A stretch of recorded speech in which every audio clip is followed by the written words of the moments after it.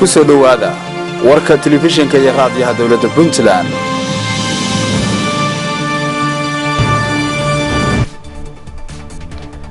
السلام عليكم ورحمة الله تعالى وبركاته. كلنا وعن داوديال qodobada wararkaan idin haynana waxa ugu waaweyn howlgallo ay sameeyeen ciidanka booliiska dawladda Puntland oo magaalada Garowe ku soo qabtay maandooriyaha khamriga.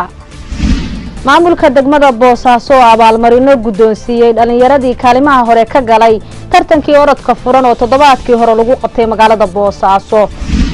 mid ka mid ah beelaha Puntland ee dega gobolka Sanaag ayaa munaasabad sagootina u sameeyay abwaan Cabdirashiid Yuusuf Jibriil oo dhawaan beeshiisu u dooratay inuu u matalo baarlamaanka Puntland 2019. akhbaaraadka dibaddana waxa ugu waaweyn rabshado iyo bililoqo ayaa mar kale ka dhex qarxay Israa'iil iyo mintidiinta Falastiiniinta ee magaalada Gaza. magacaygu waa Suweyska Caytay. qodobadaas iyo qodobo kale oo faahfaahsan ayaa daawan doontaan intaan ku guda jirno warka dunida ee TV-ga iyo raadiyaha dawladda Puntland hase ahaatee qadar xayeysiisa.